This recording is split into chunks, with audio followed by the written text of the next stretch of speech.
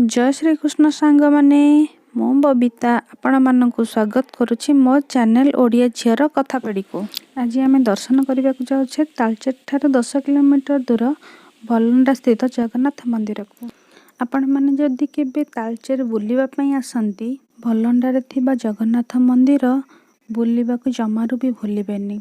एठारे खाली जगन्नाथ मंदिर नहीं, ये पाखापाखि 3 ରୁ 4ଟି मंदिर अच्छी, ताकू मध्य बुलिकी निश्चय जिबे। आसंतु मंदिर भीतर को प्रवेश करने आगरू गरुड़ स्तंभ को टिके छुई प्रणाम करिबा, तापरे मंदिर भीतर को प्रवेश करिबा। मंदिरर कारुकार्य उच्च कोटीर, परिवेशटी बहुत शांति आ मनोलोभा। प्रवेश द्वार रे पाद रखु रखु मध्याह्न आरती स्टार्ट हो गला, जमीती कि जगा आमको हाथ ठाड़ी डाकुची, आसंतु ना समस्ते दर्शन करवा, आरती करवा आ पुष्पांजलि देवा।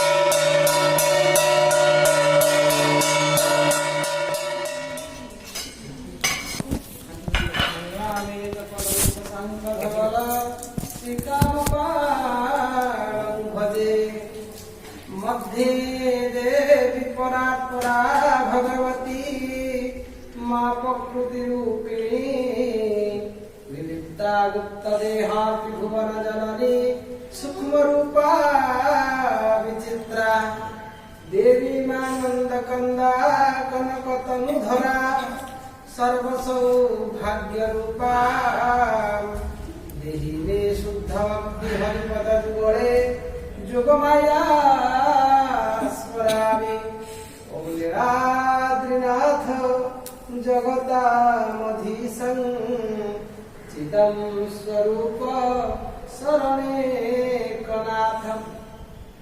श्रीलपुत्रा दीपति वरेण्यं सुरेन्द्रवन्द्यं प्रणतोऽस्मि नित्यं लीलाचलनिवासाय नित्याय परमात्मने बलभद्र सुभद्राभ्यां जगन्नाथाय ते नमः। नाना सुगन्धि पुष्पाणि यथा काल भवानि च पुष्पाञ्जलि मया दत्त गृहाणं परमेश्वर गृहाणं परमेश्वर चतुर्धां हरे नमः।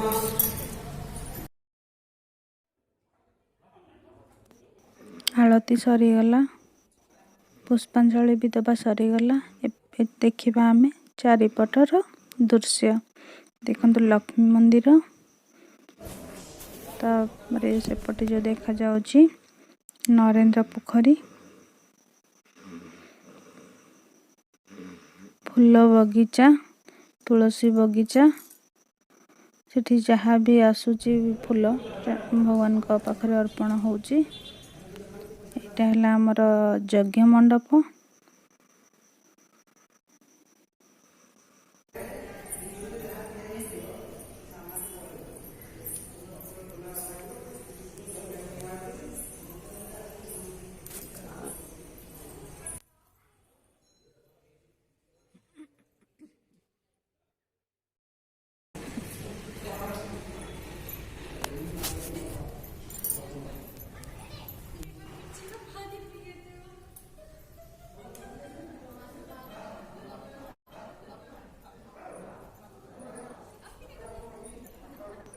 हमरा हला मुख्य प्रवेश द्वार।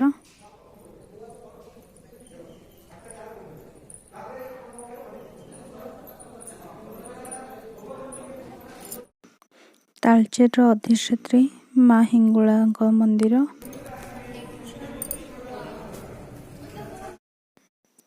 श्री गणेश मंदिर,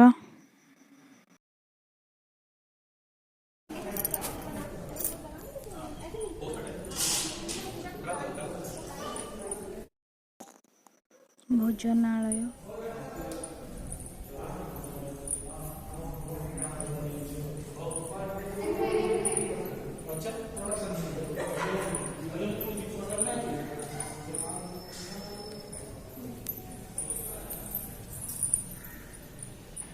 माँ विमला मंदिर,